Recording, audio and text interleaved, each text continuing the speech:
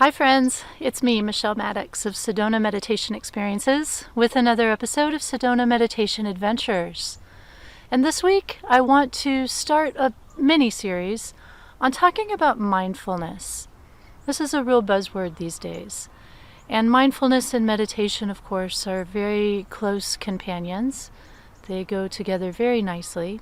When you don't have time to dive into a deep meditation, that's when you can pull mindfulness out of your back pocket. And sometimes mindfulness is as simple as taking a breath and just noticing, where am I tense? Where am I clenched? Where is there rigidity within me? And bringing a little ease and release with the exhale. It can be that simple. Mindfulness is really awareness. It's an awareness of what's happening in that moment, whether it's happening in the world around you, things that you see, smell, sense, taste, or whether it's happening in your inner reality, if you're having an emotional experience or something physical is going on within you. Mindfulness is being aware, seeing it as clearly as you can without any story that the ego mind might like to put in there to spin a different version of what's really happening. And the other component of mindfulness is that it's non-judgmental. You are being aware. You're observing the moment without judgment. It's not a time to beat up on yourself or evaluate things. It's simply the awareness that comes when you pay attention and you're open. And there's so many ways you can use mindfulness. One of the things that's been important to me on my journey is self-awareness. This started for me at a very young age. Who knows why? Maybe I came into this life with that sort of interest, but I would read books and try to educate myself about various aspects of self-awareness. And mindfulness, even before I knew that word, was a way for me to notice behaviors within myself or notice how things felt. So here's an example, and I have to catch myself still to these days. I have a people-pleasing tendency, as many of us do. And so when somebody does or says something, I'm in that moment, and I'm wanting that moment to be kind of pleasant, and I may not register the emotion. If somebody is being rude or saying something, nasty or something like that to me, it may not register in that moment. In that moment, I'm trying to, be nice, and my ego mind is wanting things to, be smooth and happy. But my emotional self registers the assault, if you will. And, in the past, it would take kind of sitting down after the fact and going through it before I could even recognize what my emotions were telling me. And now, because of my experience meditating and putting mindfulness into practice, I am a lot quicker to pick up on it, sometimes even in the moment. Somebody will say something and I'll feel how it lands for me. This happened recently with somebody who's been in my life for a very long time, and who, sometimes these old relationships have dynamics at play that were created at a different time in our lives when maybe we weren't as self-aware, or maybe we weren't as adept at navigating relationships and, being aware, using mindfulness. And it can be challenging when you have old relationships that were based on maybe not the healthiest dynamics, but there's still a lot of good in the relationship. It can be very challenging to kind of set a new ground rule. And so I hadn't talked to this person in a very long time, and I noticed very strongly that they were attempting to manipulate me emotionally, kind of laying a guilt trip on me. And in the moment, my ego self was saying things like, oh my gosh, this has to be nice. We hardly ever talk, and this needs to be a smooth, happy engagement. and let's try to make it nice. And in other words, let's try to deny the fact that something really ugly is happening here, that there's an emotional manipulation. And so I did what I needed to do in the moment, but I was aware, so I was kind of working from that dual place. Maybe you've experienced that, where part of you recognizes, part of you is mindful and is seeing, and the other part of you is kind of on cruise control, doing what your personality has learned to do, kind of the expected behavior. So I just was kind of watching both of these things unfold, and have been thinking about it, just noticing how that back door of emotional manipulation still is a little bit open for people who maybe remember it being there. And so mindfulness has been a great tool for me to recognize the places within myself that I want to be mindful of. I don't want to be operating in an unconscious way.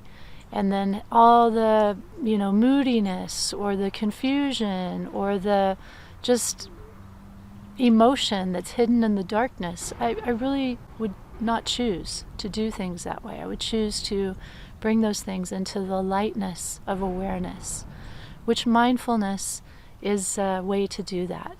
It's not always pleasant. It's not easy to see these places in yourself, or to admit, that someone who you have what you would consider a good relationship with, or someone who means something to you, is kind of abusing you in a certain way.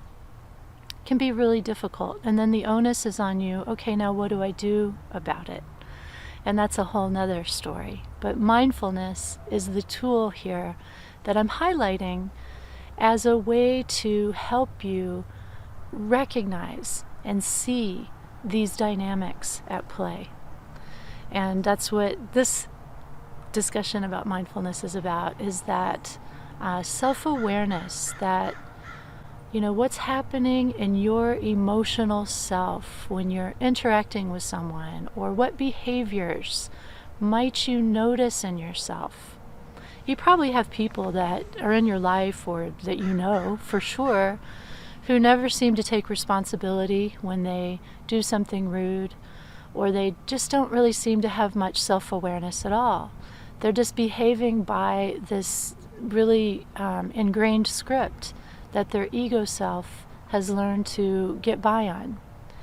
And it's frustrating when you know people like this, especially if you're someone who values self-awareness and, more open, enlightened way of being. And you've got somebody that's kind of operating with a blindfold on and causing a lot of confusion and maybe harm to others because of it. And you don't want to be that person. If you can avoid that, you want to try to diffuse your ego self and the places where your ego self has learned behaviors that it's been practicing probably throughout your whole life, and maybe flip the script. Once you can shine the light of awareness onto these places, that's the first step in making change. And change is not easy, but if this is a path that you are attracted to, then you can join me and the many others that are on it and start to put mindfulness to work for you. And there's really no better way to develop mindfulness than to have a daily practice. Meditation is a great tool for cultivating a mindful awareness. And you don't even have to try to focus on anything in particular. It's just the practice of meditation, of putting your attention inwardly and letting go of the story, getting out of the ego mind, and just resting your awareness in this true part of yourself. You don't have to be thinking about anything or doing anything in your mind, but just letting yourself rest there and noticing what you notice. So join me now for a little practice. I hope you can sit outside. If not, wherever you are, inside is fine. And when you're comfortable, go ahead and close your eyes and just join me in taking a couple of long, slow, deep breaths.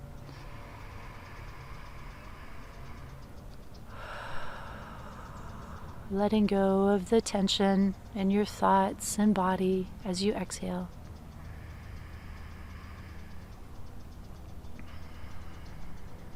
And one very simple practice of mindfulness is to watch your breath. So let your attention be filled by your breath.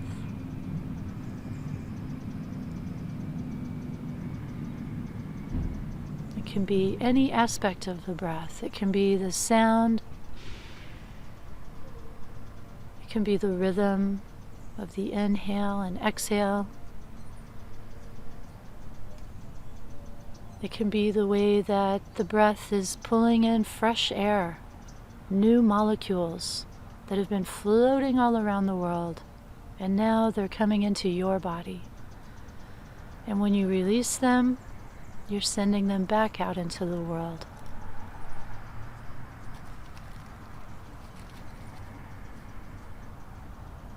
So just allow your attention to be enchanted by the breath for a few moments.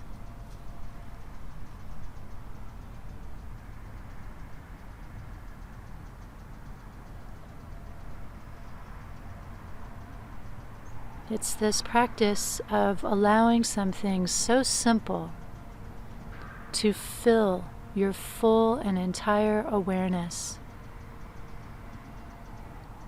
This is the beauty of mindfulness and meditation. Giving yourself fully to the moment, to the breath.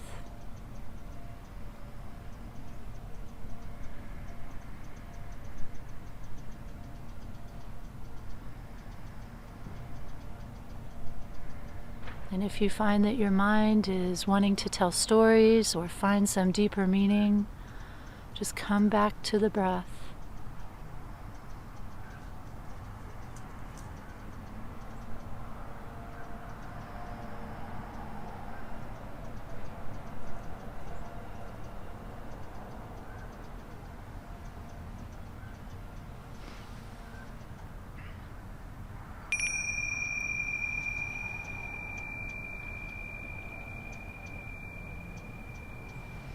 Really and truly, mindfulness couldn't be simpler. It's just we get so caught up in our ego mind, and our stressed selves have constant stories going through our nervous system and through our brain. And getting past that is what seems like the challenge. And if you stay in the headspace and let the headspace tell you, oh, it's too crazy in here, you'll never be able to calm down, yeah, you're going to be stuck in your headspace. So the point is to get out of that headspace. Give yourself to the breath or whatever the focus of your meditation is, and just let that expand into your full awareness for those moments that you're meditating. And slowly practicing this way helps to cultivate your own inner awareness, and mindfulness becomes a tool that's available to you to walk along beside you as you go through your day, and it can help point out to you those unconscious behaviors or those blocks that you try to put up to the truth of what your emotions are trying to tell you. So thank you for joining me today. I hope you have a beautiful week. Whatever the winter is bringing for you, I hope you're staying safe and enjoying yourself. And if you do plan to travel and want to come to Sedona, come work with me. I'd love to meet you in person and share time with you in Sedona in meditation. All right, my friends, until then, this is Michelle Maddox saying goodbye for now.